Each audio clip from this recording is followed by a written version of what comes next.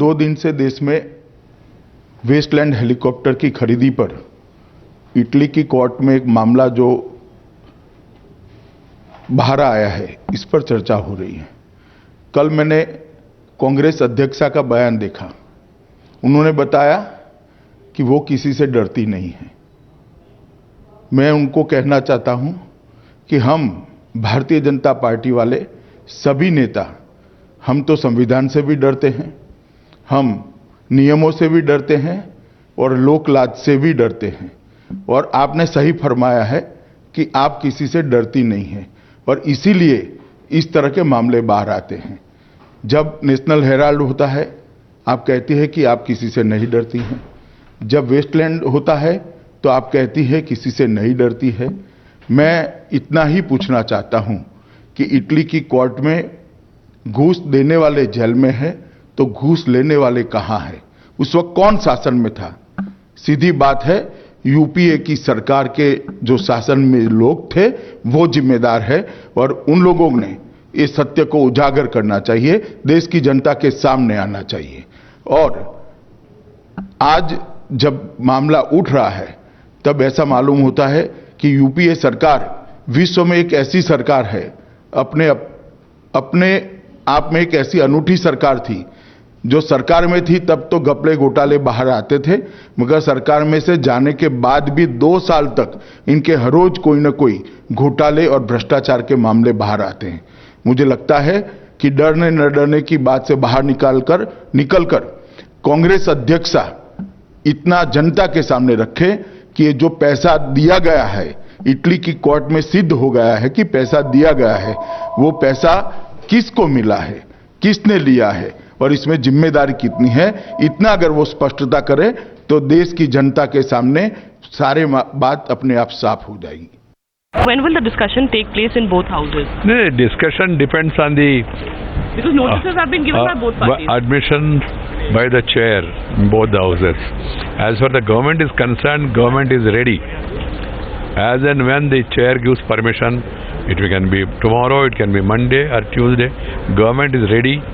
Government also want a discussion in both the House of Parliament because it's a serious matter concerning the security of the country and also corruption involved. And a foreign country, foreign court convicts people and also names some Indian people. So it is our duty to take both the House also into confidence and tell them what is the factual position.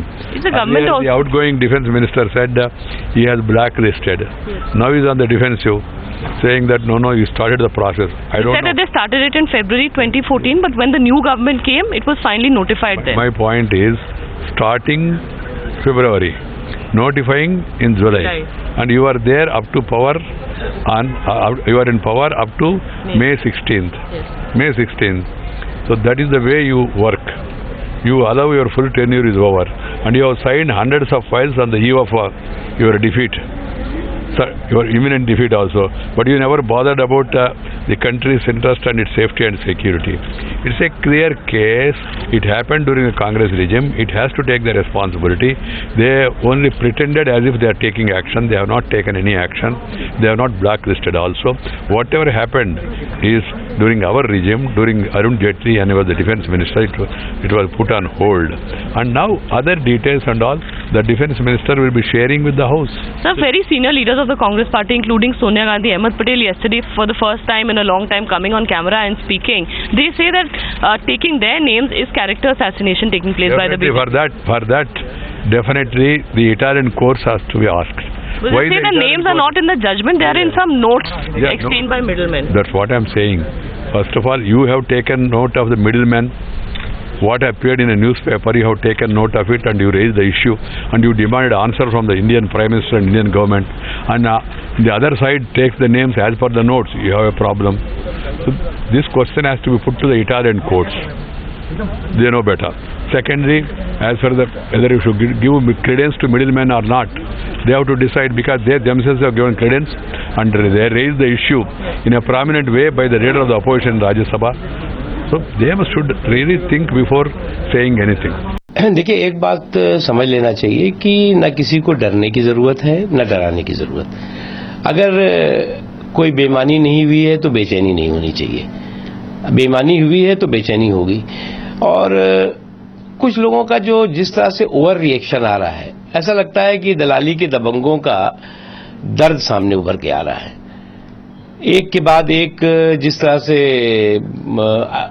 Over react हो रहे हैं, over reaction किए जा रहे हैं। अरे भाई, जो सच्चाई है, अगर किसी ने उस बेईमानी के हिस्सेदार भागीदार है तो वो पता लग जाएगा, जांच हो जाएगी। नहीं है तो कोई बात नहीं, क्योंकि ये तो इटली की कोर्ट ने कहा है।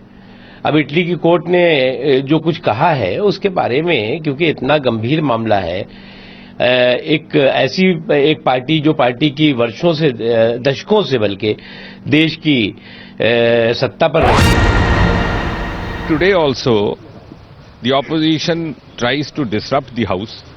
This will only go on to prove that they have something to hide. Contrary to what they said, they have nothing to hide. And I think it's very rightly said, if they have no faith in the India's judiciary, they should at least trust what